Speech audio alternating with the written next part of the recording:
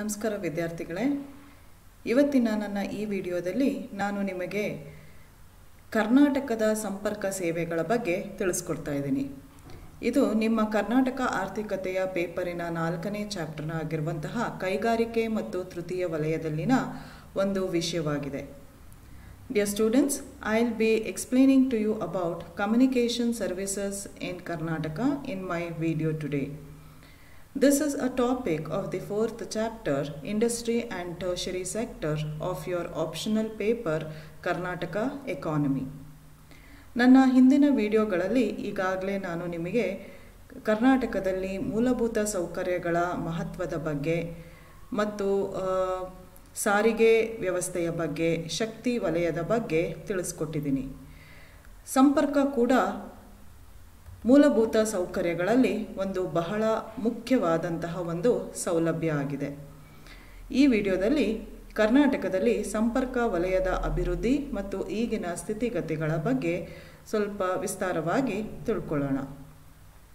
Dear students, in my previous videos, I have already explained to you about the importance of infrastructural facilities in Karnataka economy, and I have also explained to you in detail about energy sector, transport system, which are the two important infrastructural facilities.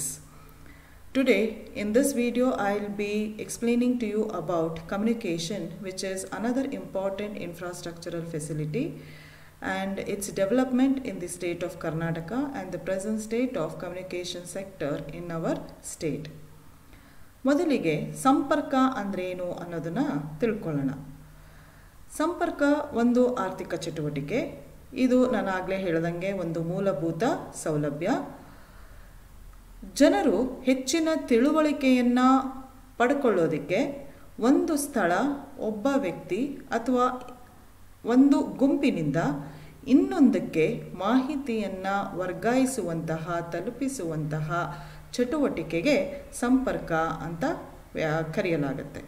ಅಂದರೆ ಒಂದು ಸ್ಥಳದಿಂದ ಇನ್ನೊಂದು ಸ್ಥಳಕ್ಕೆ, ಒಬ್ಬ ವ್ಯಕ್ತಿಯಿಂದ ಇನ್ನೊಬ್ಬ ವ್ಯಕ್ತಿಗೆ, ಒಂದು ಗುಂಪಿನಿಂದ ಇನ್ನೊಂದು ಗುಂಪಿಗೆ ತಮಗೆ ಗೊತ್ತಿರುವಂತಹ ವಿಷಯದ ಬಗೆಗಿನ ಮಾಹಿತಿಯನ್ನು ವರ್ಗಾಯಿಸುವಂತಹ ಚಟುವಟಿಕೆಗೆ ಸಂಪರ್ಕ ಅಂತ ಕರೆಯಲಾಗುತ್ತೆ. ಈ ಸಂಪರ್ಕ ಸಾಧನಗಳು ವಿವಿಧ ರೂಪಗಳಿವೆ, ಅಥವಾ ಇದನ್ನು ಸಂಪರ್ಕ ಮಾಧ್ಯಮಗಳು ಅಂತ ಸಹ ಕರಿತೀವಿ.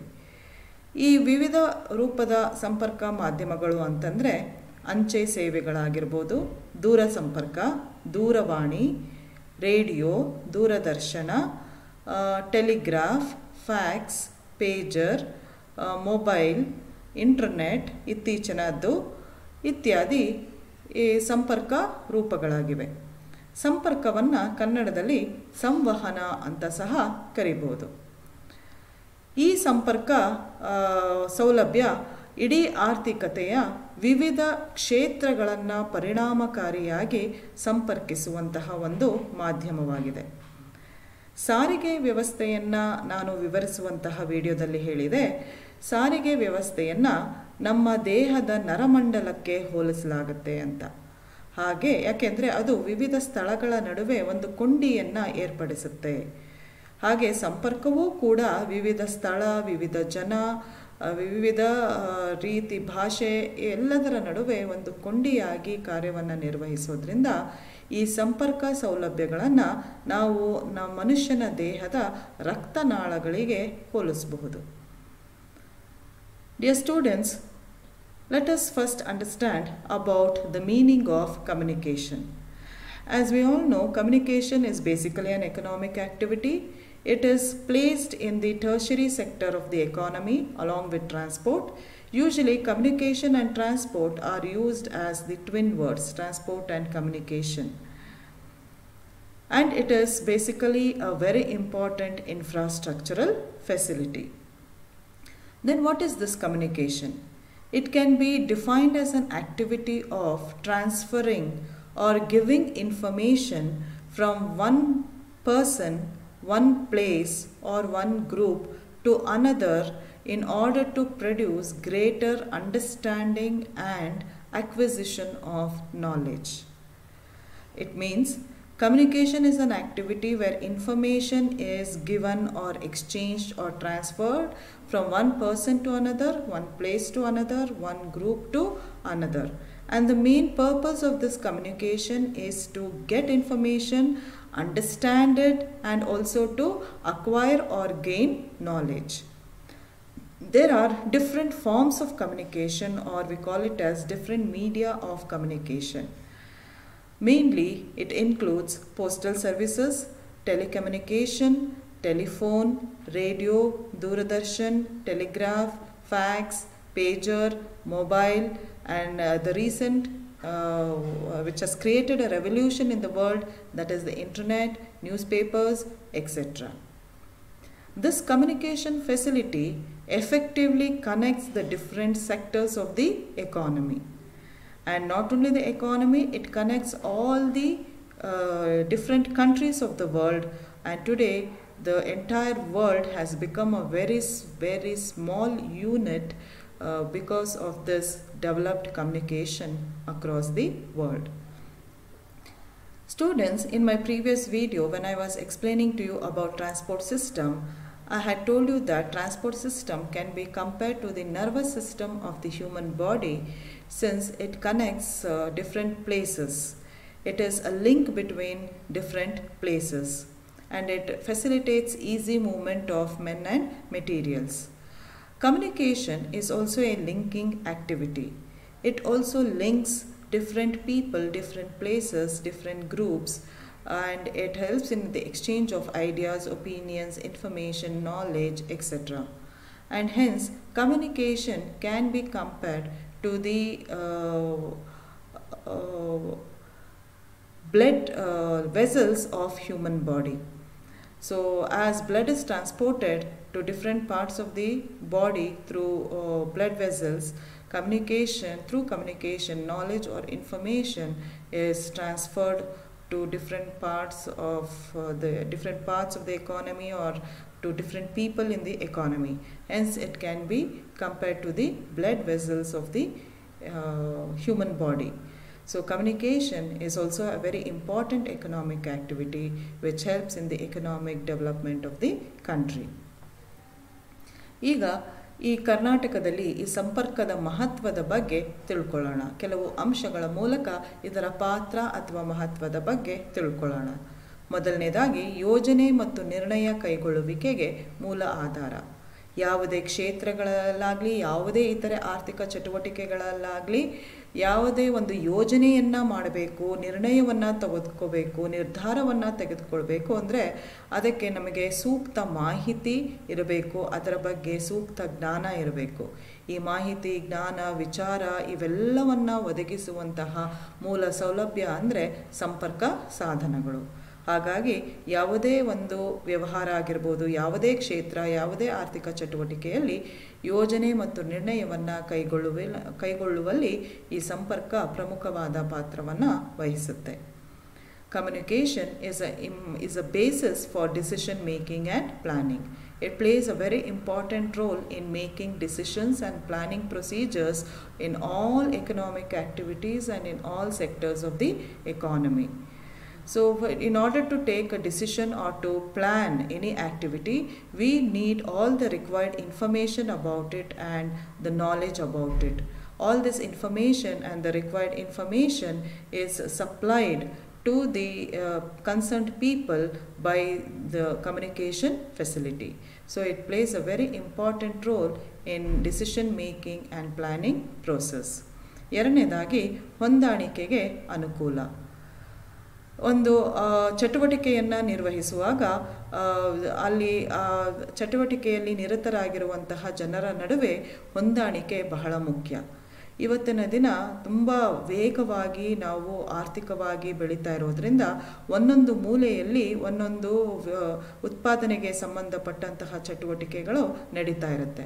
ಆದರೆ ಅವರೆಲ್ಲರ ನಡುವೆ ಒಂದು ಸಂಪರ್ಕ ಇರಬೇಕು, ಒಂದು ಹೊಂದಾಣಿಕೆ ಇರಬೇಕು, ವಿಷಯಗಳ ವಿನಿಮಯ ಇರಬೇಕು. ಈ ಹೊಂದಾಣಿಕೆ ಬರೋದು ಒಂದು ಉತ್ತಮವಾದ ಸಂಪರ್ಕ ಸೌಲಭ್ಯದಿಂದ ಮಾತ್ರ. ಸೊ, ಆರ್ಥಿಕ ಚಟುವಟಿಕೆಗಳಲ್ಲಿ ಹೊಂದಾಣಿಕೆಯನ್ನು ಉಂಟು ಮಾಡೋದರಲ್ಲಿ ಇದು ಪ್ರಮುಖವಾದ ಪಾತ್ರವನ್ನು ವಹಿಸ್ತಾ ಇದೆ. In Karnataka, communication is facilitating coordination between economic activities. For any economic activity to be performed, there should be a good understanding, coordination between people who are participating in this in an economic activity. This coordination, understanding and exchange of ideas and information is possible only with the help of communication facility. Hence, it is playing a very important role in the economy of Karnataka in promoting coordination in different economic activities. ಮತ್ತೊಂದು ಮಹತ್ವ ಅಂದರೆ ಪರಿಣಾಮಕಾರಿ ನಾಯಕತ್ವ ವಹಿಸೋದು. ಯಾವುದೇ ಒಂದು ಕೆಲಸ ಅಥವಾ ಚಟುವಟಿಕೆ ಒಬ್ಬ ನಾಯಕನ ನಾಯಕತ್ವದಲ್ಲಿ ಮುಂದುವರಿಯೋದು ಸಹಜ. ಆ ನಾಯಕತ್ವ ಪರಿಣಾಮಕಾರಿಯಾಗಿ ವಹಿಸಬೇಕು ಅಂತಂದರೆ ಆ ನಾಯಕನಿಗೆ ಎಲ್ಲ ವಿಷಯಗಳ ಬಗ್ಗೆ ಸಮಗ್ರವಾದ ಮಾಹಿತಿ ದೊರಕಿದಾಗ ಮಾತ್ರ ಅವನ ನಾಯಕತ್ವ ಪರಿಣಾಮಕಾರಿಯಾಗಿ ಇರೋದಕ್ಕೆ ಸಾಧ್ಯ. ಅಂತ ನಾಯಕತ್ವವನ್ನು ವಹಿಸಿರುವಂತಹ ವ್ಯಕ್ತಿಗೆ ಆ ಒಂದು ಚಟುವಟಿಕೆ ಅಥವಾ ವಿಷಯದ ಬಗ್ಗೆ ಸಮಗ್ರ ಮಾಹಿತಿಯನ್ನು ಒದಗಿಸಿಕೊಡೋದು ಈ ಸಂಪರ್ಕ ಸೌಲಭ್ಯ. Communication provides effective leadership, or it promotes effective leadership. Any activity, any economic activity is undertaken under the leadership of a person. So if the leadership has to be very effective and very motivating, that leader should get all necessary information about all people working under him, participating under him, and about the various activities which are taking place. So this information can be got by the leader only with the help of an effective or a developed communication facility. ಸಂಪರ್ಕದಿಂದ ನೈತಿಕತೆ ಮತ್ತು ಪ್ರೇರಣೆಯನ್ನು ಉತ್ತೇಜಿಸಲು ಕೂಡ ಸಾಧ್ಯ ಆಗುತ್ತೆ. ಒಂದು ಯಾವುದೇ ಕೆಲಸದಲ್ಲಿ ನೈತಿಕ ಮೌಲ್ಯಗಳು ಮತ್ತು ಪ್ರೇರಣೆ ಬಹಳ ಮುಖ್ಯ. ಇವೆರಡನ್ನು ಒದಗಿಸೋದ್ರಲ್ಲಿ ಅಥವಾ ಉತ್ತೇಜನವನ್ನು ನೀಡೋದ್ರಲ್ಲೂ ಕೂಡ ಸಂಪರ್ಕ ಬಹಳ ಪ್ರಮುಖವಾದ ಪಾತ್ರವನ್ನು ವಹಿಸುತ್ತೆ. Communication also helps in boosting the morale and motivation of the people indulging in economic activities. Motivation and moral ethics is very important to carry on any economic activity successfully.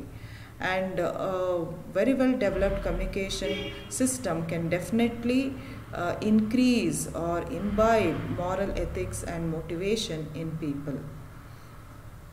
ಮತ್ತೊಂದು ಮಹತ್ವ ಅಂದರೆ ಸಂಸ್ಥೆಗಳು ಪರಿಣಾಮಕಾರಿಯಾಗಿ ಕೆಲಸ ನಿರ್ವಹಣೆ ಮಾಡೋದ್ರಲ್ಲೂ ಇದು ಪ್ರಮುಖವಾದ ಪಾತ್ರವನ್ನು ವಹಿಸುತ್ತೆ.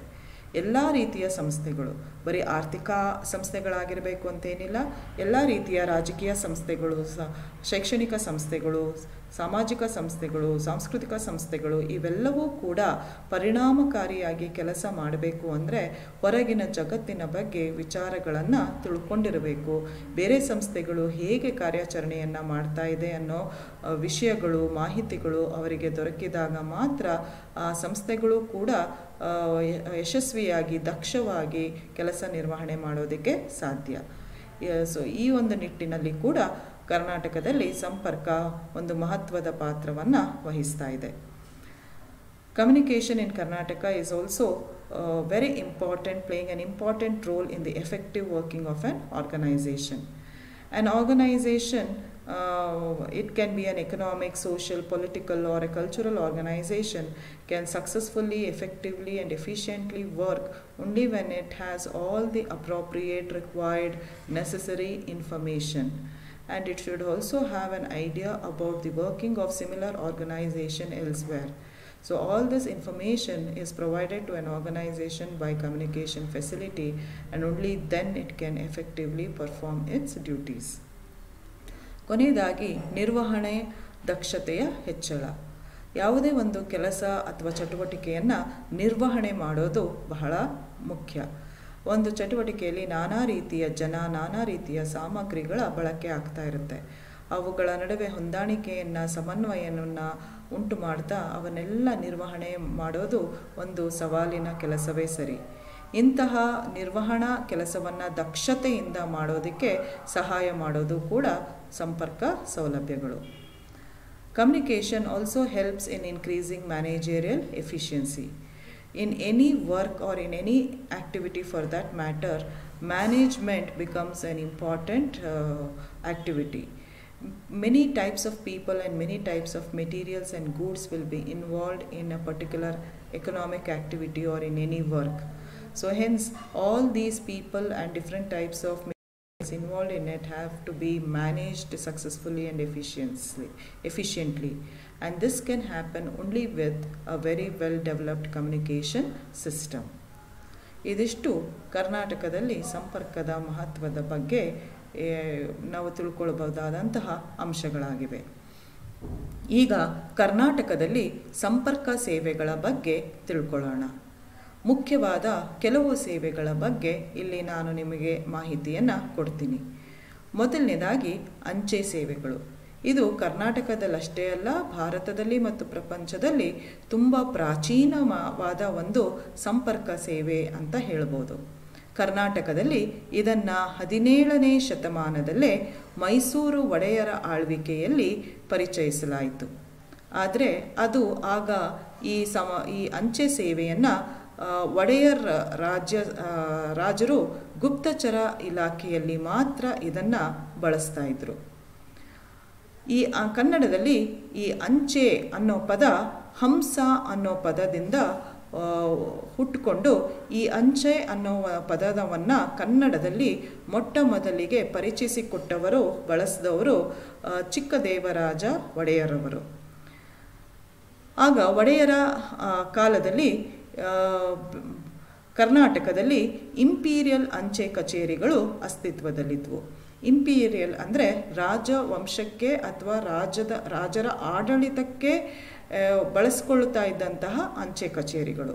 ಇದು ಸಾಮಾನ್ಯ ಜನರ ಸೇವೆಗೆ ಇರಲಿಲ್ಲ, ಆದರೆ ಆಡಳಿತಕ್ಕೆ ಮತ್ತು ರಾಜ್ಯದ ಕೆಲಸಗಳಿಗೆ ಮೀಸಲಾಗಿದ್ದಂತಹ ಅಂಚೆ ಕಚೇರಿಗಳು ಬೆಂಗಳೂರು, ಮೈಸೂರು, ಹರಿಹರ ಮತ್ತು ಪಾಂಡವಪುರದಲ್ಲಿ ಅಸ್ತಿತ್ವದಲ್ಲಿತ್ತು.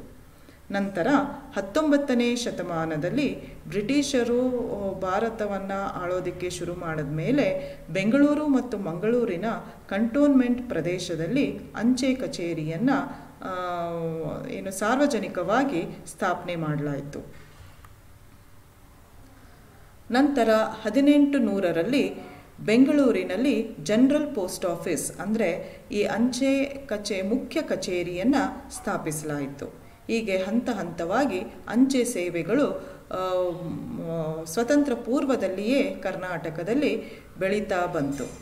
1886ರ ಹೊತ್ತಿಗೆ ಅಂದಿನ ಮೈಸೂರು ರಾಜ್ಯದಲ್ಲಿ, ಅಂದರೆ ಇವತ್ತಿನ ಕರ್ನಾಟಕದಷ್ಟು ದೊಡ್ಡದಾಗಿರಲಿಲ್ಲ, ಮೈಸೂರು ಒಡೆಯರು ಆಳ್ತಾ ಇದ್ದಂತಹ ಅಂದಿನ ಮೈಸೂರು ರಾಜ್ಯದಲ್ಲಿ 86ನೇ ಇಸವಿಯ ಹೊತ್ತಿಗೆ 412 ಅಂಚೆ ಕಚೇರಿಗಳು ಇದ್ವು. 1891ರಲ್ಲಿ ಅಂಚೆ ಕಚೇರಿಯಲ್ಲಿ ಮನಿ ಆರ್ಡರ್ ಸೇವೆಗಳನ್ನು ಪ್ರಾರಂಭಿಸಲಾಯಿತು. ಒಂದು ಸ್ಥಳದಿಂದ ಇನ್ನೊಂದು ಸ್ಥಳಕ್ಕೆ ಹಣವನ್ನು ವರ್ಗಾವಣೆ ಮಾಡುವಂತಹ ಮನಿ ಆರ್ಡರ್ ಸೇವೆ 1891ರಲ್ಲೇ ಕರ್ನಾಟಕದಲ್ಲಿ ಪ್ರಾರಂಭ ಆಗಿದ್ದು ವಿಶೇಷತೆ. ಇನ್ನು 1923-24ರ ಹೊತ್ತಿಗೆ ಅಂದಿನ ಮೈಸೂರು ರಾಜ್ಯದಲ್ಲಿ 4 ಮುಖ್ಯ ಅಂಚೆ ಕಚೇರಿಗಳು, 109 ಉಪ ಅಂಚೆ ಕಚೇರಿಗಳು ಮತ್ತು 371 ಬ್ರಾಂಚ್ಗಳು ಅಥವಾ ಶಾಖೆಗಳು ಅಸ್ತಿತ್ವದಲ್ಲಿದ್ದವು. ಹಾಗಾಗಿ ನಮಗೆ ಸ್ವತಂತ್ರ ಬರುವ ಹೊತ್ತಿಗೆ ಆಗಲೇ ಅಂಚೆ ಸೇವೆಗಳು ನಮ್ಮ ಕರ್ನಾಟಕದಲ್ಲಿ ಸಾಕಷ್ಟು ಪ್ರಮಾಣದಲ್ಲಿ ಅಭಿವೃದ್ಧಿ ಆಗಿತ್ತು ಅನ್ನೋದನ್ನು ತಿಳ್ಕೋಬಹುದು. ಇನ್ನು ಸ್ವತಂತ್ರ ಬಂದ ನಂತರ ಟೆಲಿಗ್ರಾಫ್ ಸೇವೆಗಳನ್ನು ಕರ್ನಾಟಕದಲ್ಲಿ 1960ರಲ್ಲಿ ಮತ್ತು ಕ್ಷಿಪ್ರ ಅಂಚೆ ಸೇವೆಗಳನ್ನು 1965ರಲ್ಲಿ ಪ್ರಾರಂಭಿಸಲಾಯಿತು. ಇತ್ತೀಚಿನ ಅಂಕಿಅಂಶಗಳ ಪ್ರಕಾರ, ಅಂದರೆ 31 ಮಾರ್ಚ್ 2018ರ ಪ್ರಕಾರ ಕರ್ನಾಟಕದಲ್ಲಿ ಇವತ್ತು ಹಳ್ಳಿಗಳು ಸೇರಿದಂತೆ 9663 ಅಂಚೆ ಕಚೇರಿಗಳಿವೆ. ಅಷ್ಟೇ ಅಲ್ಲದೆ ಇವತ್ತು ಅಂಚೆ ಸೇವೆಗಳನ್ನು ಕರ್ನಾಟಕಾದ್ಯಂತ ಆಧುನೀಕರಣಗೊಳಿಸಲಾಗ್ತಾ ಇದೆ. ಅಂಚೆ ಕಚೇರಿಗಳು ಸಂಪೂರ್ಣವಾಗಿ ಗಣಕೀಕರಣಗೊಂಡಿವೆ ಹಾಗೂ ಅನೇಕ ರೀತಿಯ ಸೇವೆಗಳನ್ನು ಇದು ಒದಗಿಸ್ತಾ ಇದೆ. ಉದಾಹರಣೆಗೆ ಮೇಲ್ ಸೇವೆಗಳು ಅಂದರೆ ಕಾಗದ ಪತ್ರಗಳನ್ನು ರವಾನಿಸುವ ಸೇವೆಗಳು, ಪ್ರೀಮಿಯಂ ಸೇವೆಗಳು ಅಂದರೆ ಉತ್ಕೃಷ್ಟ ಸೇವೆಗಳು, ಹಣಕಾಸು ಸೇವೆಗಳು. ಒಂದು ಬ್ಯಾಂಕು ಒದಗಿಸುವಂತಹ ಎಲ್ಲ ರೀತಿಯ ಹಣಕಾಸಿನ ಸೇವೆಯನ್ನು ಇವತ್ತು ಅಂಚೆ ಕಚೇರಿಗಳು ಒದಗಿಸ್ತಾ ಇದೆ. ಹಾಗೆ ವಿಮಾ ಸೇವೆಗಳು, ಜೀವ ವಿಮಾ ಸೇವೆಗಳನ್ನು ಸಹ ಇದು ಒದಗಿಸ್ತಾ ಇದೆ ಮತ್ತು ಇತರೆ ಚಿಲ್ಲರೆ ಸೇವೆಗಳು ಕೂಡ ಅಂಚೆ ಕಚೇರಿಗಳಲ್ಲಿ ಲಭ್ಯವಿದೆ.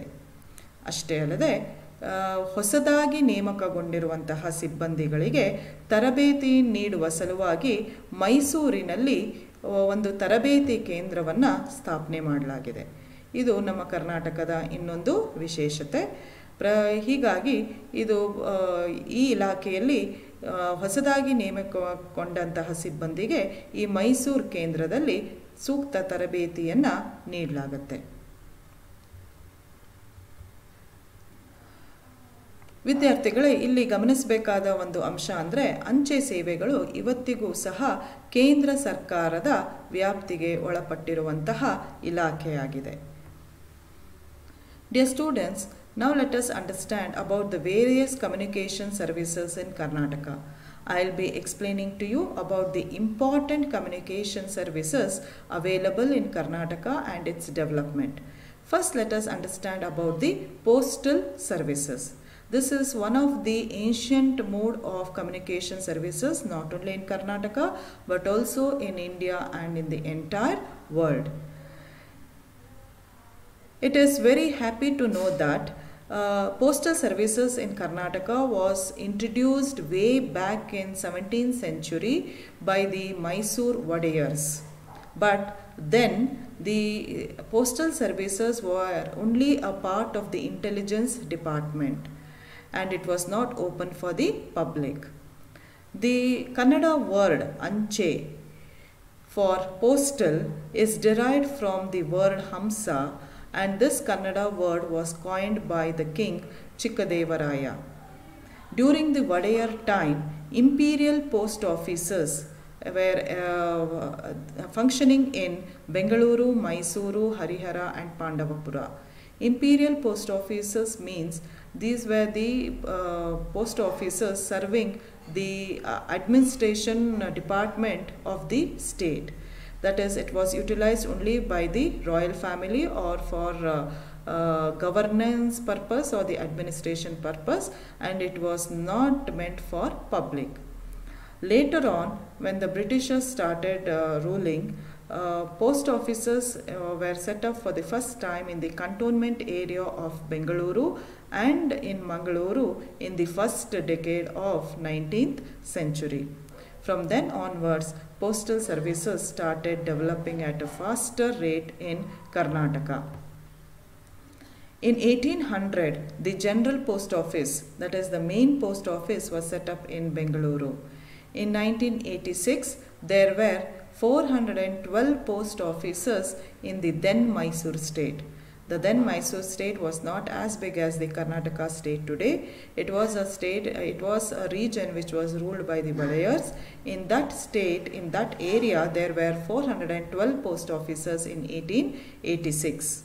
And in 1891, way back in 1891, the money order services, a system of transferring money from one place to another, was started in post offices. By 1923-24, there were 4 main post offices, 109 sub-post offices and 371 branches in the state of Mysore. So it is a very special thing to note that even before independence, postal services were very much developed in the state of Karnataka. Later on, after independence, telegraphic services were started in 1960 and quick mail services, which is also called as the speed post services now upgraded, was introduced in 1965. According to the recent statistics of 31st March 2018, there are 9,663 post offices in all over Karnataka and even at village level. Today, post office services or the postal services has been modernized and has also been completely computerized. and is providing various types of services such as mail services, that is the common postal services, many types of premium services, financial services, that is all types of financial services provided by the banks is also provided by the post offices, especially the deposit services, and the insurance services and retail services are provided in the post offices of Karnataka. And along another special thing to be noted is a training center has been set up in Mysore to train the newly recruited staff. So all the newly recruited staff will be trained in Mysore Training Center in Karnataka. And one more thing to be noted, students, is that postal services is a monopoly, or it is reserved for, or it is under the central government in India. ಈಗ ಎರಡನೇ ಸಂಪರ್ಕ ಸೇವೆಗೆ ಬರೋಣ. ಅದು ದೂರ ಸಂಪರ್ಕ. ಕರ್ನಾಟಕದಲ್ಲಿ ದೂರ ಸಂಪರ್ಕ ಸೇವೆ ಹೇಗೆ ಅಭಿವೃದ್ಧಿಗೊಂಡಿದೆ ಅನ್ನೋದನ್ನು ತಿಳ್ಕೊಳ್ಳೋಣ. ಈ ಸೌಲಭ್ಯವನ್ನು ಮೊದಲು 1889ರಲ್ಲಿ ಬೆಂಗಳೂರಿನ ಕಂಟೋನ್ಮೆಂಟ್, ಇದು ದಂಡುಪಾಳ್ಯ ಅಂತ ಕನ್ನಡದಲ್ಲಿ ಹೇಳ್ತಾರೆ, ಈ ದಂಡುಗಳು ಅಥವಾ ಸೈನ್ಯ ನಿಲ್ದಾಣಗೊಳ್ಳುವ ಅಥವಾ ನಿಲ್ಲುವಂತಹ ಪ್ರದೇಶವಾಗಿತ್ತು. ಈ ಪ್ರದೇಶದಲ್ಲಿ ಒಂದು ರಕ್ಷಣಾ ವ್ಯವಸ್ಥೆಗೆ ಸಲುವಾಗಿ 1889ರಲ್ಲಿ ಈ ಸೌಲಭ್ಯವನ್ನು ಸ್ಥಾಪಿಸಲಾಯಿತು. ಆರಂಭದಲ್ಲಿ ದೂರ ಸಂಪರ್ಕ ಸೇವೆಗಳು ಅಂಚೆ ಕಚೇರಿಯೊಂದಿಗೆ ಸೇರ್ಪಡೆಯಾಗಿತ್ತು.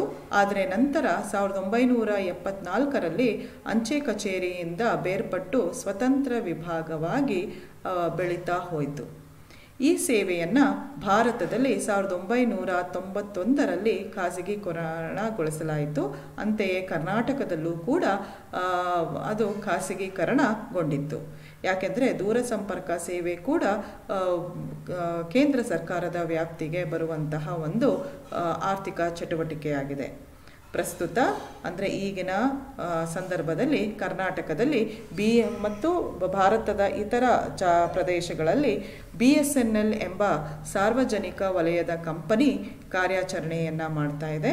ಅದರ ಜೊತೆಗೆ ಖಾಸಗೀಕರಣದ ನಂತರ ಅನೇಕ ಖಾಸಗಿ ಕಂಪನಿಗಳು ಕರ್ನಾಟಕದಲ್ಲಿ ದೂರ ಸಂಪರ್ಕ ಸೇವೆಯನ್ನು ಒದಗಿಸ್ತಾ ಇದೆ. ಉದಾಹರಣೆಗೆ ಏರ್ಟೆಲ್ ಆಗಿರ್ಬೋದು, ವೋಡಾಫೋನ್, ಜಿಯೋ ಇತ್ಯಾದಿ. So dear students, let us understand about the telecommunication services in Karnataka. It is happy to note that even telecommunication services were started in Karnataka even before independence way back in 1889 at Cantonment area in Bengaluru. Cantonment is a landing area of army, and because of defense purposes, telecommunication services was first introduced in this area in 1889. Initially, telecommunication was merged with the post office, and later in 1974, it got separated from postal services and became an independent department. This service was privatized in 1991 by the Government of India and also in Karnataka. So telecommunication services continues to be under the supervision of the central government in India. Presently in Karnataka and in the entire country, we have BSNL, Bharat Sanchar Nigam Limited, a public sector company providing telecommunication services to the people, and along with this BSNL, we have many other private companies providing services in Karnataka such as Airtel, Vodafone, Jio, etc. ಈಗ ಮೂರನೇ ಸಂಪರ್ಕ ಸೇವೆ ಆಗಿರುವಂತಹ ಆಕಾಶವಾಣಿಯ ಬಗ್ಗೆ ತಿಳ್ಕೊಳ್ಳೋಣ.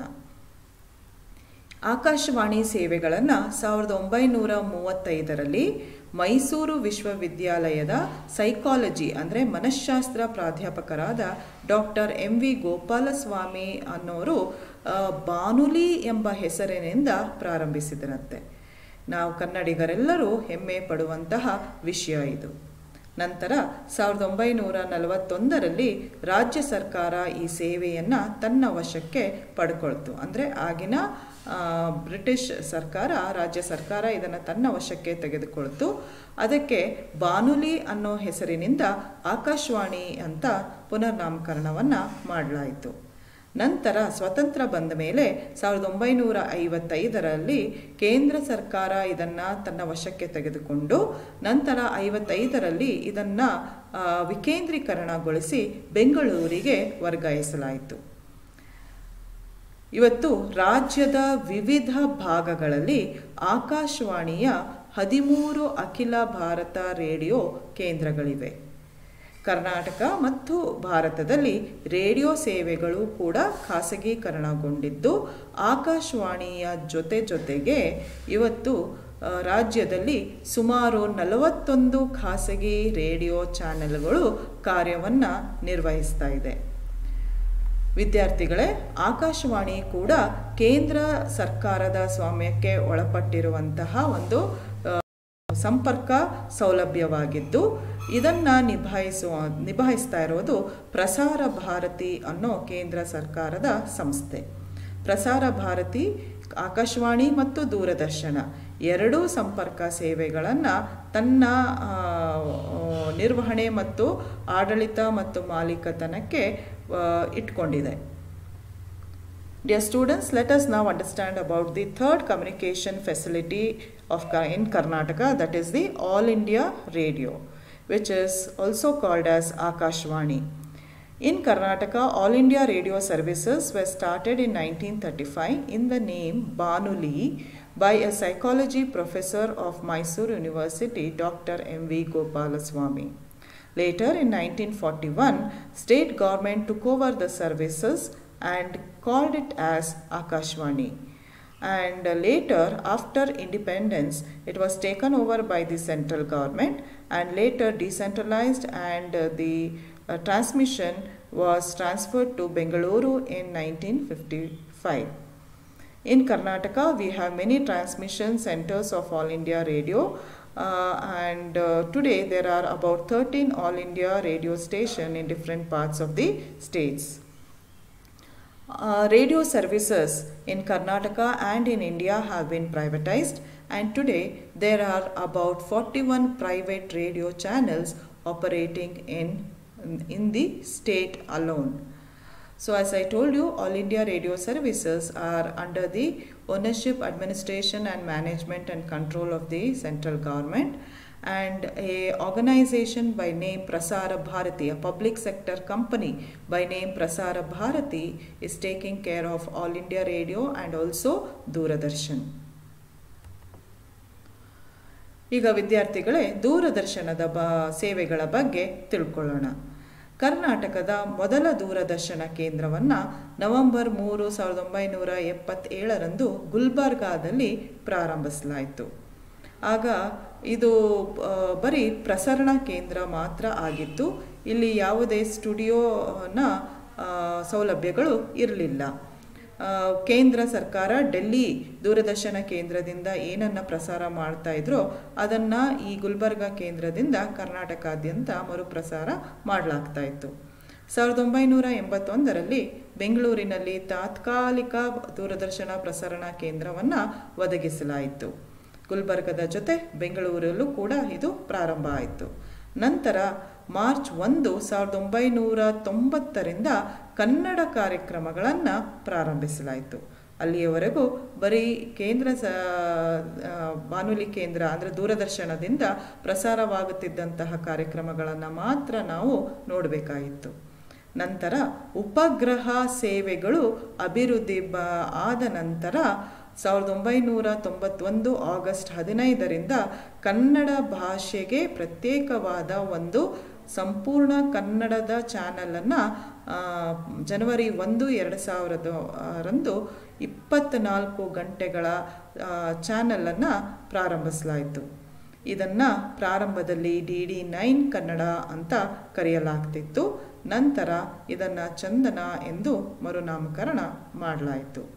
ಇದು ರಾಜ್ಯದ ಸುಮಾರು ಶೇಕಡ 80ರಷ್ಟು ಜನಸಂಖ್ಯೆಯನ್ನು ಈ ಚಾನೆಲ್ DD9 ಅಥವಾ ಚಂದನ ಚಾನೆಲ್ ಇವತ್ತಿನ ದಿನ ತಲುಪ್ತಾ ಇದೆ. ಇವತ್ತು ದೂರದರ್ಶನ ಸಹ ಖಾಸಗೀಕರಣಗೊಂಡು ದೂರದರ್ಶನ ಚಾನೆಲ್ಗಳ ಜೊತೆಗೆ ಅನೇಕ ಖಾಸಗಿ ಭಾರತೀಯ ಮತ್ತು ವಿದೇಶಿ ಚಾನೆಲ್ಗಳ ಸೇವೆ ಕೂಡ ನಮಗೆ ಉಪಗ್ರಹದ ಮೂಲಕ ಲಭ್ಯ ಇದೆ. Dear students, now let us understand about the television services in Karnataka. The first Doordarshan Center in Karnataka was started on November 3rd, 1976 at Gulbarga.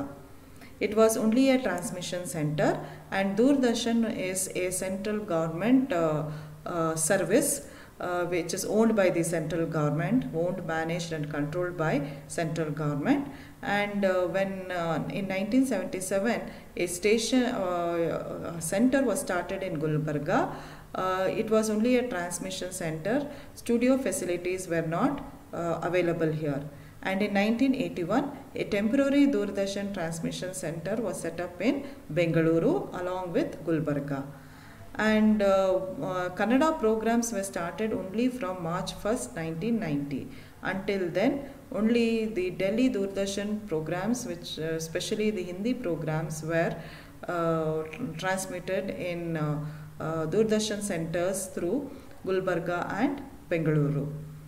Later, a Kannada language satellite channel was launched on 15th August 1991, which became a 24 hours channel, and it was inaugurated on January 1st, and it became a 24 hours channel on January 1st, 2000. The channel was started on August 15, 1991, and it became a 24 hours channel from January 1st, 2000. It was the first Kannada language satellite channel. This was initially called DD9 Kannada and later renamed as Chandana. And today Chandana reaches about 82% of population in the state. So Chandana is a channel belonging to Doordarshan, which is a central government owned service. Thanks to the satellite services, today, because of the satellite services, the television in India has been privatized, and today we have many private Indian and foreign channels being available through satellite services along with Doordarshan. So this is a picture showing about the public sector communication companies in India. So firstly, we started with postal services. This is the logo of Indian Postal Services. All these communication services are owned by the central government of India. So hence they are called as public sector companies. So this is the logo of Postal Services India, and this is the logo of the BSNL, Bharat Sanchar Nigam Limited, a public sector telecommunication company in Karnataka and India. And I told you about Prasara Bharati, which is an Indian central government public sector service broadcasting company, which has two wings under it. One is the Akashvani, that is All India Radio, and the other one is Doordarshan. ವಿದ್ಯಾರ್ಥಿಗಳೇ, ಇದು ಈ ಚಿತ್ರ ನಿಮಗೆ ಭಾರತದಲ್ಲಿನ ಸಾರ್ವಜನಿಕ ವಲಯದ ಸಂಪರ್ಕ ಸೇವೆಗಳನ್ನು ಒದಗಿಸ್ತಾ ಇರುವಂತಹ ಕಂಪನಿಗಳ ಬಗ್ಗೆ ಮಾಹಿತಿಯನ್ನು ಕೊಡುವಂತಹ ಚಿತ್ರಣವಾಗಿದೆ. ಮೊದಲಿಗೆ ಅಂಚೆ ಸೇವೆ. ನಾನಾಗಲೇ ಹೇಳಿದಂಗೆ ಇವೆಲ್ಲವೂ ಕೇಂದ್ರ ಸರ್ಕಾರದ ಒಡೆತನದಲ್ಲಿ ಇರುವಂತಹ ಸಾರ್ವಜನಿಕ ಸಂಪರ್ಕ ಕಂಪನಿಗಳು. ಮೊದಲನೇದು ಅಂಚೆ ಸೇವೆ, ಇದು ಅದರ ಲೋಗೋ ಅಥವಾ ಚಿಹ್ನೆ. ಎರಡನೇದು ದೂರ ಸಂಪರ್ಕ ಸೇವೆಯಲ್ಲಿ ಸಂಪರ್ಕ ಸೇವೆಯನ್ನು ಒದಗಿಸ್ತಾ ಇರುವಂತಹ ಸಾರ್ವಜನಿಕ ಉದ್ಯಮ ಅಂದರೆ BSNL, ಭಾರತ ಸಂಚಾರ ನಿಗಮ್ ಲಿಮಿಟೆಡ್. ಆಮೇಲೆ ಪ್ರಸಾರ ಭಾರತಿಯ ಬಗ್ಗೆ ಕೂಡ ತಿಳಿಸ್ಕೊಟ್ಟೆ. ಈ ಪ್ರಸಾರ ಭಾರತಿ ಕೇಂದ್ರ ಸರ್ಕಾರದ ಸಂಸ್ಥೆಯಾಗಿದ್ದು ಸಾರ್ವಜನಿಕ ಒಂದು ಉದ್ಯಮ ಆಗಿದ್ದು ಇದು ಎರಡು ಸೇವೆಗಳನ್ನು ಒದಗಿಸ್ತಾ ಇದೆ. ಒಂದು ಆಕಾಶವಾಣಿ ಸೇವೆ, ಮತ್ತೊಂದು ದೂರದರ್ಶನ ಸೇವೆ.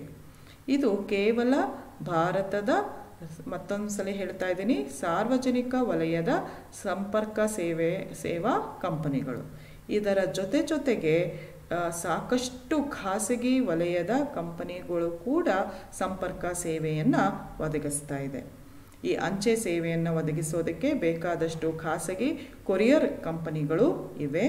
ಇನ್ನು ಈ ದೂರ ಸಂಪರ್ಕ ಸೇವೆಯನ್ನು ಒದಗಿಸೋದಕ್ಕೆ ನಾನು ಆಗಲೇ ಉದಾಹರಣೆ ಕೊಟ್ಟಿದ್ದೀನಿ. ಸಾಕಷ್ಟು ಖಾಸಗಿ ಕಂಪನಿಗಳು ಕರ್ನಾಟಕ ಮತ್ತು ಭಾರತಾದ್ಯಂತ ಕಾರ್ಯಾಚರಣೆಯನ್ನು ನಡೆಸ್ತಾ ಇದ್ದಾವೆ. ಇನ್ನು ಈ ಆಕಾಶವಾಣಿಗೆ ಸಂಬಂಧಪಟ್ಟಂತೆ ಬೇರೆ ರೇಡಿಯೋ ಚಾನೆಲ್ಗಳು, FM ಅಂತ ಏನು ಹೇಳ್ತೀವಿ, FM ರೇಡಿಯೋ ಚಾನೆಲ್ಗಳು ಬೇಕಾದಷ್ಟು ಇವತ್ತಿನ ದಿನ ರೇಡಿಯೋ ಸೇವೆಯನ್ನು ಎಲ್ಲ ಭಾರತಾದ್ಯಂತ ಮತ್ತು ಕರ್ನಾಟಕದಲ್ಲಿ ಒದಗಿಸ್ತಾ ಇದೆ. ಇನ್ನು ಟೆಲಿವಿಷನ್ ಅಥವಾ ದೂರದರ್ಶನಕ್ಕೆ ಬಂದರೆ ಅನೇಕ ಭಾರತೀಯ ಖಾಸಗಿ ಚಾನೆಲ್ಗಳು ಮತ್ತು ವಿದೇಶಿ ಚಾನೆಲ್ಗಳ ಸೇವೆ ಕೂಡ ನಮಗೆ ಈ ಉಪಗ್ರಹ ಸೇವೆ ಮಾಧ್ಯಮದಿಂದ ನಮಗೆ ಇವತ್ತಿನ ದಿನ ದೊರಕ್ತಾ ಇದೆ. ವಿದ್ಯಾರ್ಥಿಗಳೇ, ಇಲ್ಲಿಯವರೆಗೂ ಕರ್ನಾಟಕದಲ್ಲಿನ ವಿವಿಧ ಪ್ರಮುಖವಾದ ಸಂಪರ್ಕ ಸೇವೆಗಳ ಬಗ್ಗೆ ತಿಳ್ಕೊಂಡ್ರಿ. ಅತ್ಯಂತ ಪ್ರಾಚೀನವಾದ ಅಂಚೆ ಸೇವೆಗಳಿಂದ ಹಿಡಿದು ಇತ್ತೀಚಿನ ಆಧುನಿಕ ಅಂತರ್ಜಾಲ ಸೇವೆಯವರೆಗೆ ವಿವಿಧ ರೂಪಗಳ ಸಂಪರ್ಕ ಸೇವೆಗಳು ನಮ್ಮ ಕರ್ನಾಟಕದಲ್ಲಿ ತಕ್ಕ ಮಟ್ಟಿಗೆ ಉತ್ತಮವಾಗಿ ಅಭಿವೃದ್ಧಿ ಹೊಂದಿದೆ ಅಂತ ಹೇಳ್ಬೋದು. ಆದ್ದರಿಂದ ಇವತ್ತು ನಮ್ಮ ರಾಜ್ಯದ ಜನರಿಗೆ ಪ್ರಪಂಚಾದ್ಯಂತದ ಜನರೊಡನೆ ಮಾಹಿತಿ ವಿನಿಮಯ ಮಾಡಿಕೊಳ್ಳೋದಕ್ಕೆ ಸಾಧ್ಯವಾಗಿದೆ. ಸೊ ಇವತ್ತಿನ ಸ್ಥಿತಿಯನ್ನು ನೋಡಿದ್ರೆ ನಮ್ಮ ರಾಜ್ಯದಲ್ಲಿ ಉತ್ತಮ ಸಂಪರ್ಕ ಜಾಲ ನಿರ್ಮಾಣಗೊಂಡು ಇತರೆ ಎಲ್ಲ ಆರ್ಥಿಕ ವಲಯಗಳ ಚಟುವಟಿಕೆಗಳ ಮತ್ತು ಇತರ ಕ್ಷೇತ್ರಗಳ ಅಭಿವೃದ್ಧಿಗೆ ಈ ಸಂಪರ್ಕ ಸೇವೆಗಳು ಉತ್ತಮವಾದ ಕೊಡುಗೆಯನ್ನು ಸಲ್ಲಿಸ್ತಾ ಇದ್ದಾವೆ. Dear students, Karnataka has a very well developed communication network of different forms, ranging from the most ancient type of service, that is the postal services, to the latest modern internet services. Hence today people of Karnataka, it is possible for them to exchange information with the people from all over the world. A very good developed communication network in our state is supporting the development of all other economic sectors and other activities, the social, political, cultural activities in the state. So this is about the communication facilities available in our state. Thank you.